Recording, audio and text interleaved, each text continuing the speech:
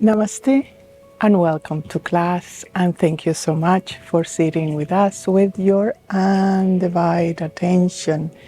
And in this class, we are going to review a little bit of that point of frustration when you know you need to change some things and you have tried very hard, but you always have responded in a certain way and you don't understand why you cannot change, even if you understand clearly in your mind the theory and the concept and all what your teachers have told you and so on. But it's something in the response that it don't accompany your understanding. For that, I want to review the more deep part of our brain, and is our reptilian brain. Much have said about it, and say, oh, just as our instinct part. But when we actually understand what is the dynamics that is happening there, we can find a lot of answers in the way we respond, in the way we attach, in the way we buy things, in the way we relate. And in the brain, in the reptilian brain, there are some fundamental dynamics that are related to existing. Is threatening existence or satisfying the sense of I exist. When that is not understood and when that is not addressed and is become just part of the unconscious part, and sooner or later the responses are something that is out of the cohesiveness that how humanity is moving or what humanity is proposing to itself, to be more compassionate, to be more present, to be more aware, to have more clarity, and so on. So I want to go through 5 parts of the reptilian brain that have that absolute power. One dynamic is the need, or in the reptilian brain is a great power about life. Is so much related to the first chakra as well. It's related to the rising of the Kundalini. It serves as a magnetic force for the life force to go through the 7 chakras, through all the gates of the 7 chakras, and touch that reptilian brain. And when that happens, then you're not going to be the same. You have awake your reptilian brain. And with that, a few transformations happens instantaneously. Number 1, the thirst, you distinguish between what is power, your own self-empowerment, your own self-security, validation. The value that you have is pretty much understood in relation to life, to existence. Either you take that power or that force, that stream turns into domination. So either you accept your own personal power or you decrease the frequency of that power and you become dominated or domination. And in that, of course, we have many traces in humanity to understand that. We have the traces of the archetypes of the tyrants and so on. The domination over nature, domination over another person, domination about your feelings and so on. So when that is at play, just think for a moment, what is your relationship to power? Because that innate, intimate, and instinctual sense of life is the power that perhaps you're not taking. And then you may complain and say, oh, I am so dominating, or somebody is dominating me, and so on. Well, there's something to upgrade in your reptilian brain. The other thing that the reptilian brain loves and is designed for is to face challenges, to desire challenges, and to overcome challenges. It means the challenges that we do have is in front of something that you don't know. It's the only real challenge we do have. It's in front of what you learn and how you learn in your life in front of unknown things. It could be little things. It doesn't need to be a challenge of war or things like that, but a territory that perhaps you have not explored and is needed to explore depending of your own destiny, your own frequency, your own desire. For example, if your desire is to be heard, the challenge of speaking in public, when you do it, you will feel and reinforce the number one thing, your own personal power. If you don't take the challenge, then you are not only going into denial, but you start begging for recognition. Love me this way, love me every day, love me, love me, love me. And with that, then the absence that it doesn't matter how much people loves you, you feel that you are not able to recognize your skills, your power, your empowerments. So is either you take the challenge or you go and shrink the reptilian brain and go into that recognition. And with that, then it doesn't matter if you understand the principles that you don't need the approval of others and so on and so forth, you won't change because you have not taken that or satisfied the very core of the reptilian brain. The third thing that the reptilian brain loves and is designed for is pleasure. And we associate pleasure with the five senses: to be touched, to eat, to listen to music, to be in nature, to watch movies, anything that is regarding the senses. But in here, we really need to rectify what really is pleasure. What gives you pleasure that is not associated necessarily with the senses. And the only real pleasure in the reptilian brain is when you associate yourself with an accelerated higher frequency, something that stimulates life in you. And then it feeds your number two, your challenges.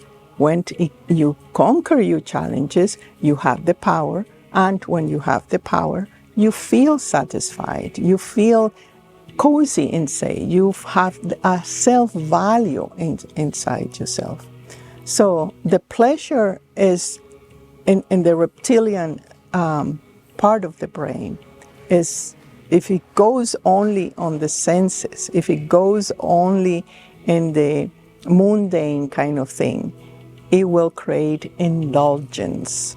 And in that indulgences, it comes the addictions, and it comes the excess of abuse of the senses, wanting to have pleasure, but not really having an understanding of the need of the reptilian brain of what and how to give pleasure to it.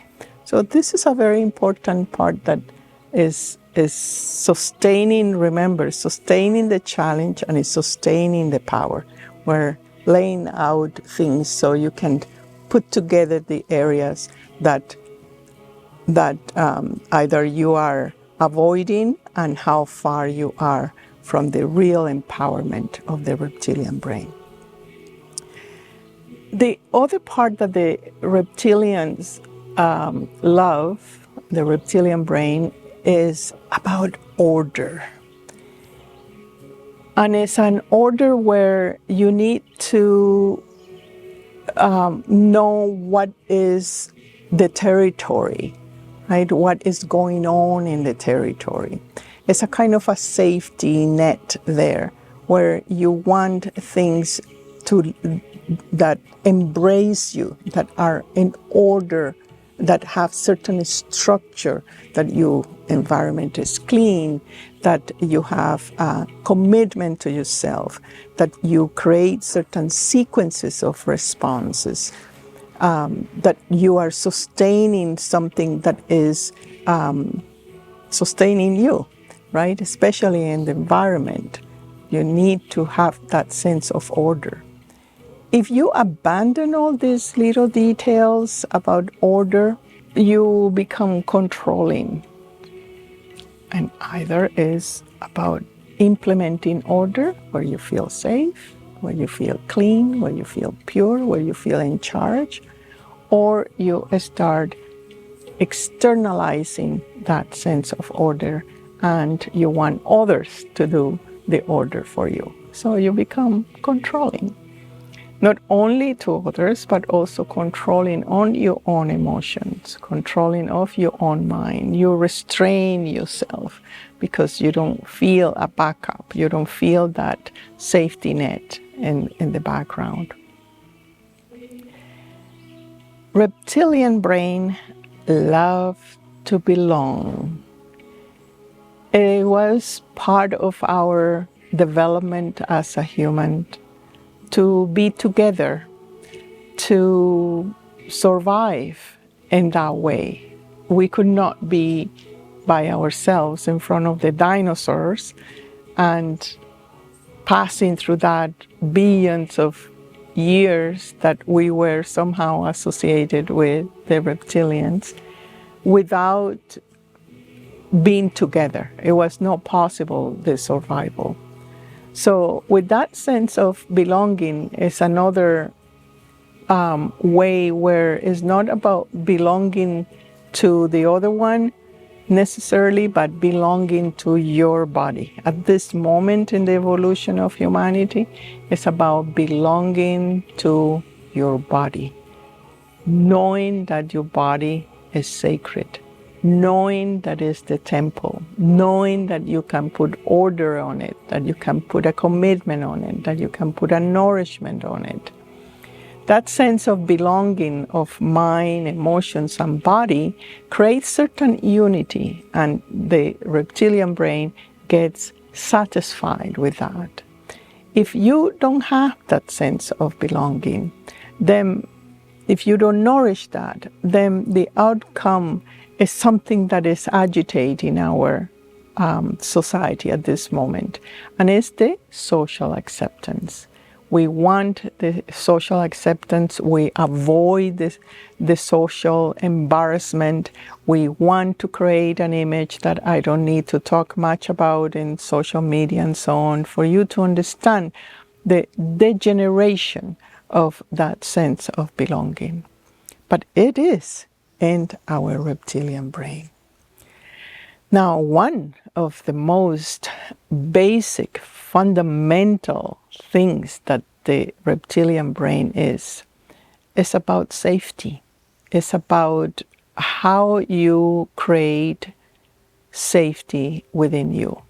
And again, if we look into the power, if we look into the order, if we look into the pleasure, if we look into the sustainability, we know that if that is in place, you feel safe.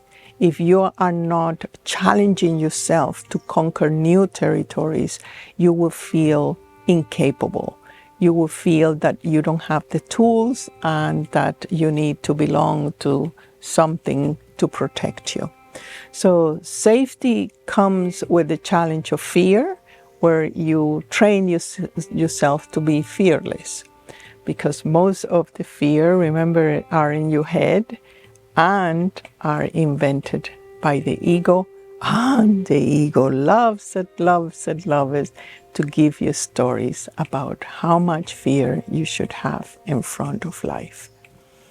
So when you, in the reptilian brain, if you don't satisfy that sense of safety, creating the order, creating the nourishment, creating your sense of belonging, creating a sense of existence, when the roads, the opposite road, the misconception and the manipulation is about distrust. You distrust yourself, and you distrust love, and you distrust life, and you distrust your capabilities. That make you weak and make the reptilian brain very alert, very edgy about everything. Now, the reptilian brain also have one that is an incredible and fascinating dynamic, and part of its physiology is that it likes to explore, it likes to learn, it likes to, again, like conquering new things, refresh itself, learning not only information, but also learning that you can learn, learning that you're capable. So in that education, if you avoid any exploration, your world starts to shrink so bad. And not only that, if you are declining exploration, it becomes exploitation. When you decide not to explore, then you are not growing. You're saying no to life. And in that, you are being exploited and also exploiting others to have that sense of exploration. So the qualities of the reptilian brain, that preservation that we innate has inside, when is really understood, that sense of I am safe in my existence, that I exist, and there are certain dynamics that you need to consider, and there are certain dynamics that we have taken the wrong road, that we have twisted the power of the reptilian brain. Therefore, there is no Kundalini who is going to rise. It gets stuck in the chakras, it gets stuck in your speech, it gets stuck in your subdivision, without leaving you with no sense of real power of your existence. Thank you very much for sitting with me, and I will see you in our next lesson in this amazing, beautiful Canada, summer Canadian, that is so fragrant here in the woods. Until then, namaste.